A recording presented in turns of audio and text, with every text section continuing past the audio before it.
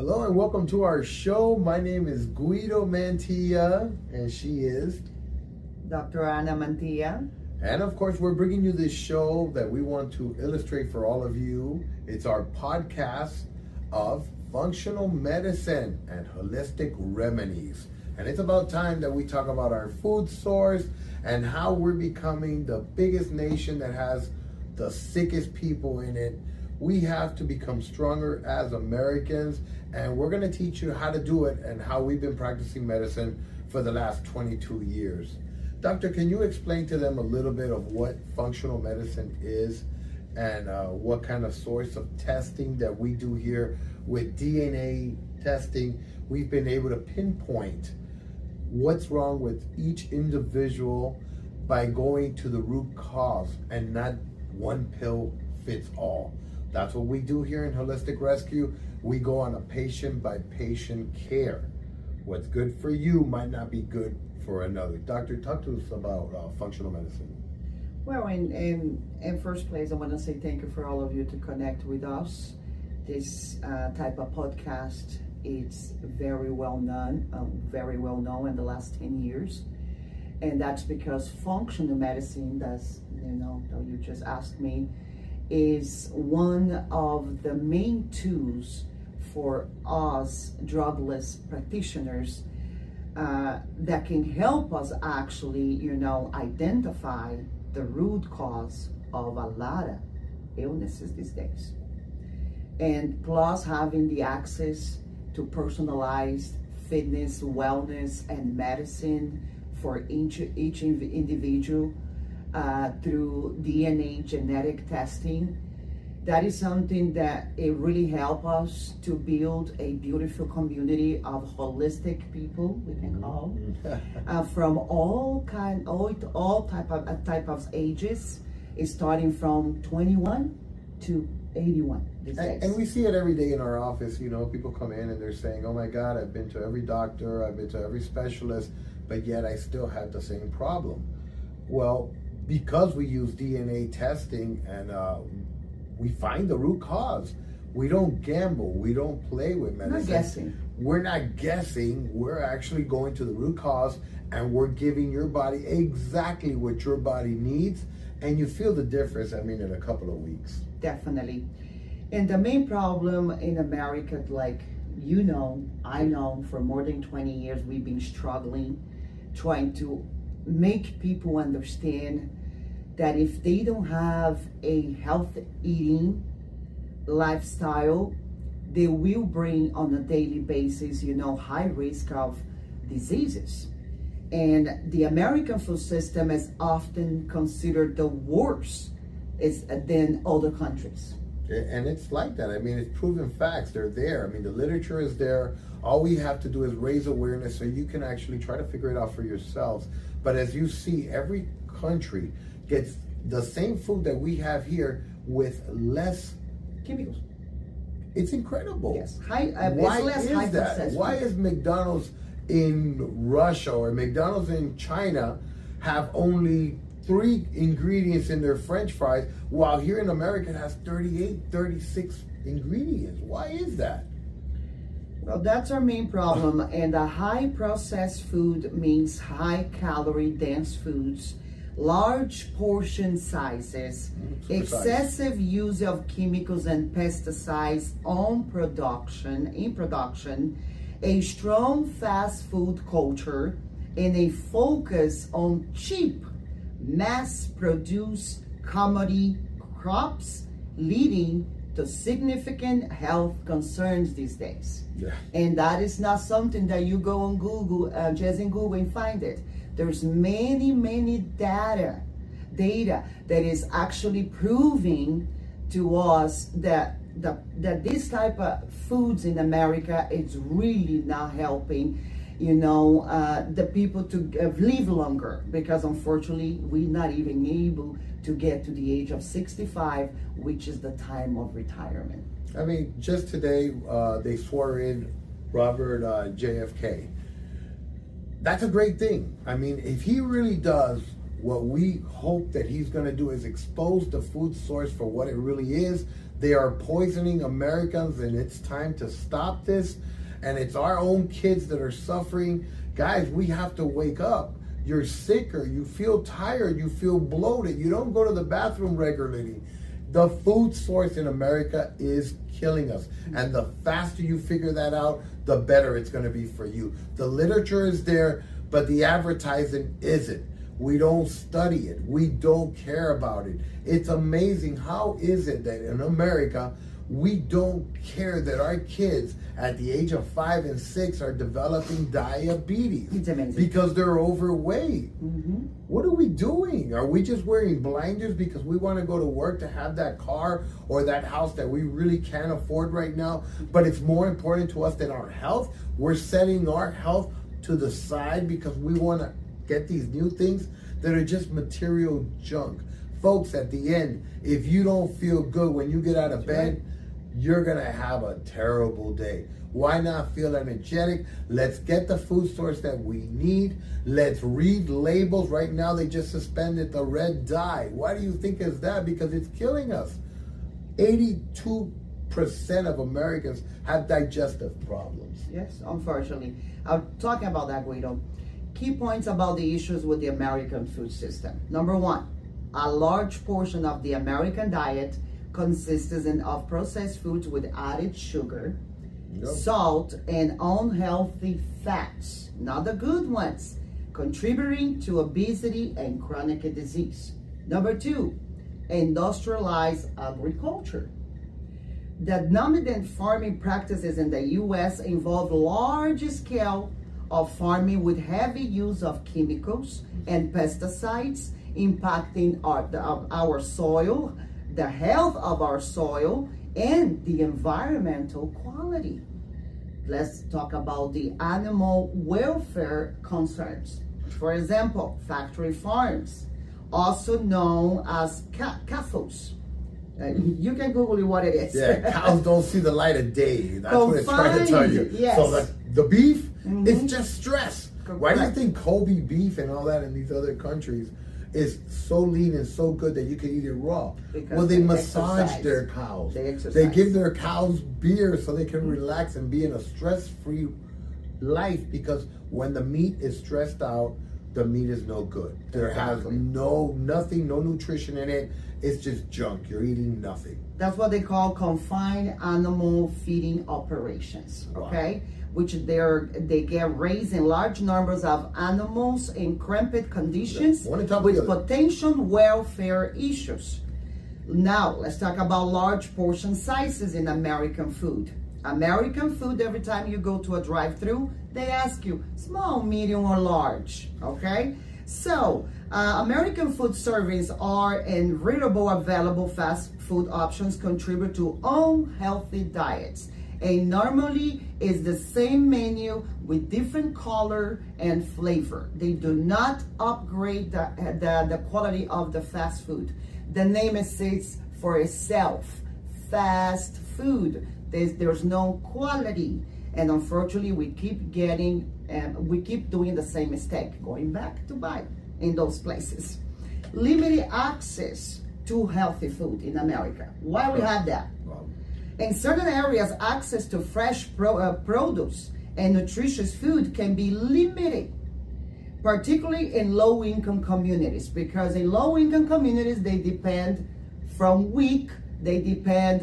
the government food, and government food is not healthy. At all. I don't care what you say. Unfortunately, it's better not depend on the government and try to depend on ourselves, because they are not helping us. They are destroying from the top to the bottom to the top. And that's why we're kind of happy that Robert's in there. Hopefully he's going to do the right thing for all Americans. He's going to bring America healthy again, because we need to go back to the old days when we believed in the period, and we were, remember the old saying, we are what we eat. We've lost that kind of philosophy in America. We have to find that true way of living again. I want to see my grandkids. I want to see their grandkids. Why not be able to live to your 80, 90, and maybe even 100? Why have we built a society that can only live from 50 to 60? That's incredible. Because of our food source, people. This is not a joke. We are not here to bring any fiction to the real cause that's going out there. That's why I'm so glad this guy just got sworn in today to make a difference. I know he's going to do his part. Donald Trump is doing his part also. We have to stop the government from killing Americans. And unfortunately, the rising obesity in the U.S., it's getting worse every 3-5 years. For example, in 2000, we only had 30.5%, but in 2000 was already an alarming number. Imagine 2000, 24 years ago, just 2 decades ago, okay? 2010, it went up to 35.7%. Wow. 2018, and we were already talking about 6 years, almost 7 years, that we haven't got a real number yet because they lie all the time. Right. Well, in 2018, before the pandemic, 42.4, so almost 50% of Americans have obesity. And obesity, let me tell you, it's not that you have 100 pounds over.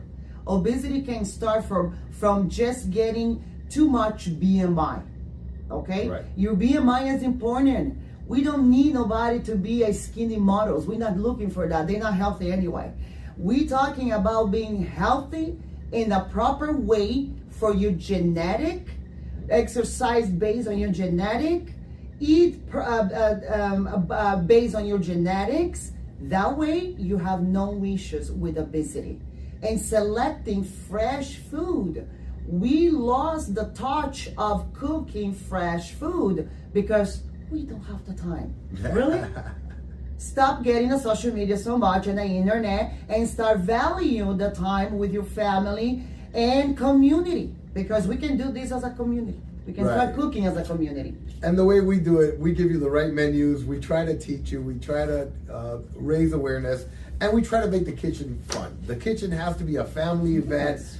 Every night you can try someone else cooking, trying to do a different dish. We give you menus, so it's not like, oh my God, we're not gonna find the right food. When we do your DNA testing, we're catering exactly what's best for you. No one else. For you.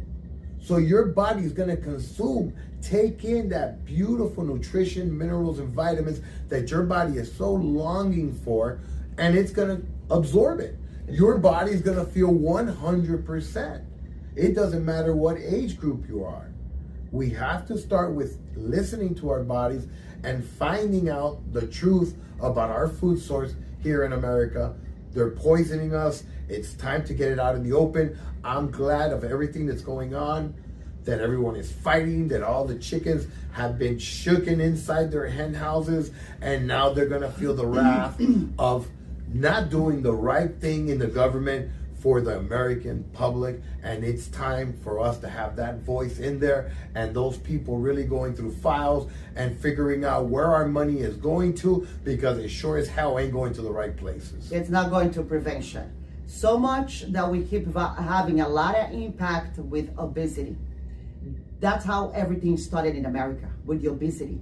And from there, I can tell you what it's active right now. For example, obesity brings the impact on your cardiovascular health. So you will end up with cardiovascular disease.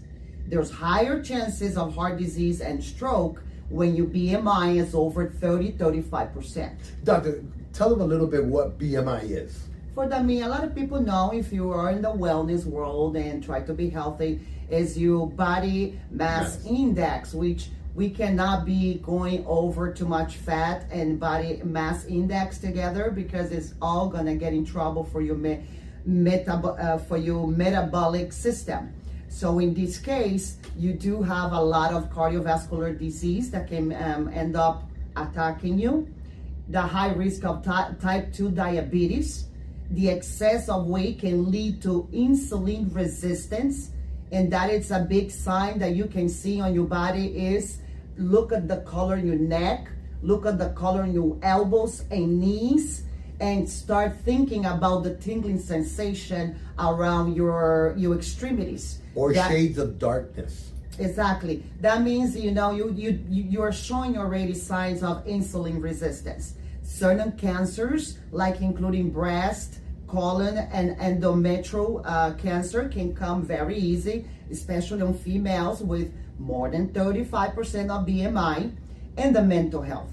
Obesity can affect self-esteem and contribute to depression and anxiety.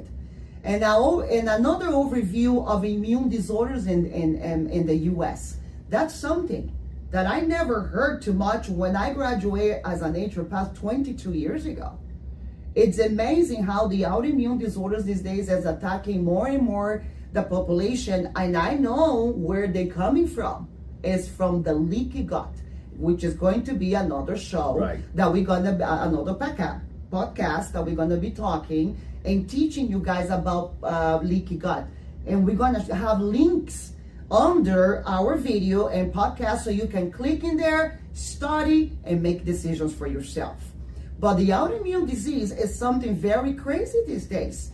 Autoimmune disease, some conditions where the immune system mistakenly attacks the body tissues. And then we have the immunodeficiencies, when the immune system is underactive, resulting in increased susceptibility to infections. And then we have the hypersensitivities, include allergic reactions. How many of you have allergies? Seasonal allergies. How many of you here in Vegas, for example, because it's dry, the humidity is low, but really, we should not have so many.